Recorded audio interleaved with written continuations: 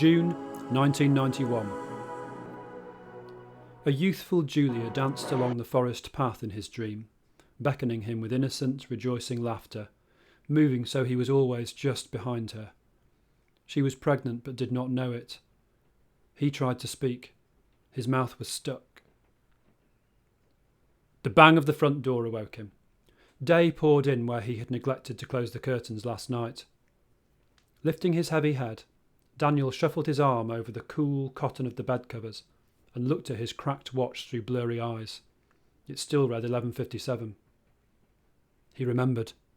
The crash, Timothy, the midwife, the man with the beard. The light, rather than his unreliable watch, told Daniel that he had no time for a shower. There was a car to fix. Moving to a sitting position, he stretched his neck painfully and got up. By the door was a framed photograph of a smiling, fair-haired girl with plaits and thick-rimmed glasses. This was the daughter's room, he remembered. On his way downstairs, he spotted her twice more on the wall. There was no sign of her mother. At the foot of the stairs, mid-morning forest colours poured onto the porch from the wide open front door. For a moment Daniel paused, the swell of pine in his nostrils, enjoying the emerald and lime greens surrounding the mown grass outside. "Sorry I didn't wake you earlier." His host was washing his hands at the kitchen sink. Daniel shook his head politely, blinking sleep away.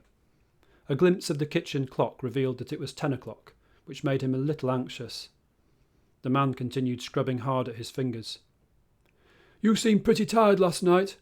I've just been out to the road, by the way. Your car's all ready to go. Nothing wrong with her. Breakfast's there." So surprised was Daniel by this news that he barely registered the gesture to the kitchen table.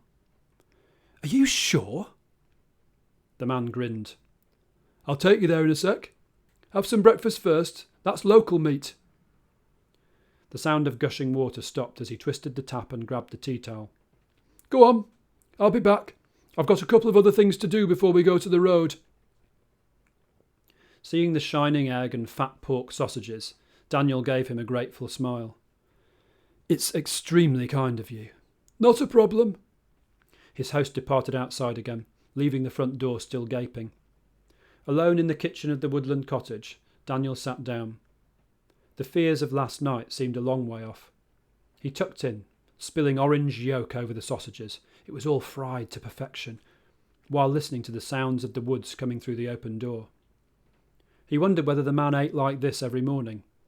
His lean figure said that he did not.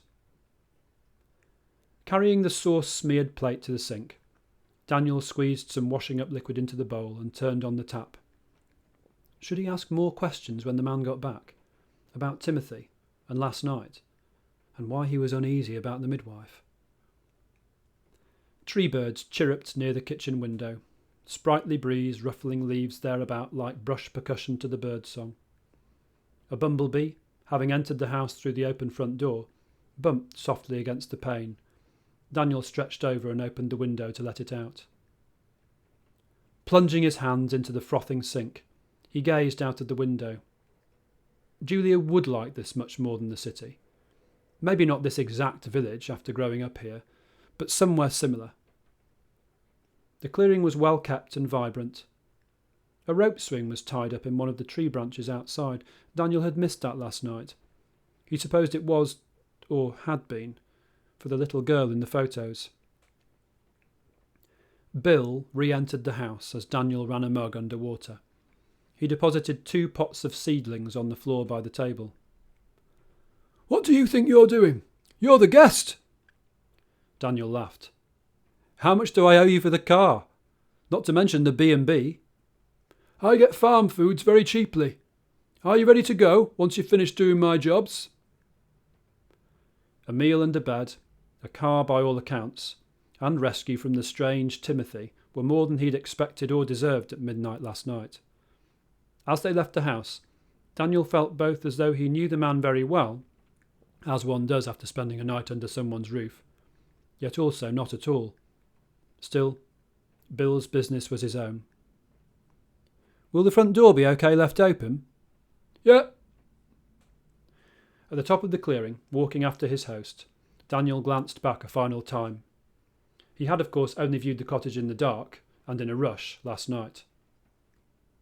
Sandy-coloured, it peeped bashfully from the end of the clearing, a hardwood stump for chopping kindling tucked under an awning on its north side, and a chimney stack poking from its roof.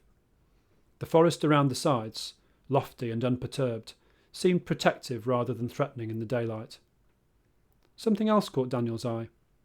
A smooth, grey dome, as wide as a large treetop, protruded from the canopy a quarter of a mile back from the cottage. "You have a standing stone," Daniel wondered aloud, but Bill had already disappeared along the track. Wryly adding that question to his list of things to muse on in the 5 hours back home, he broke into a run. The route, though enclosed by foliage for much of the way, was not nearly so treacherous in the daylight. In hardly any time they had reached the main road again, Daniel trailing in the wake of the Footshaw gardener, but with fewer fears than yesterday of groping branches. After a final bend, the tree line parted, cloven in two by a sword of blue sky, to reveal his Ford Fiesta. It was parked up on the left-hand side of the road, immediately opposite the cutting. There was barely a scratch on the paintwork, even on the side where it had been hit by the tractor. Taken aback, Daniel opened the door and climbed in, torn. So many questions, but he had to get back quickly. "Thank you so much," he said to the man through the window, while putting on his seatbelt. He checked for his keys. They were in the ignition where he'd left them. He did not think too much on this. Ahead, the straight road fell away into the distance, low green hedges by its sides, azure overhead. "Safe journey." The bearded man stood with his arms folded, looking along the road and squinting in the sunlight. Daniel turned the ignition, released the handbrake and set off. When he looked in the rear view mirror, Bill the gardener had already left.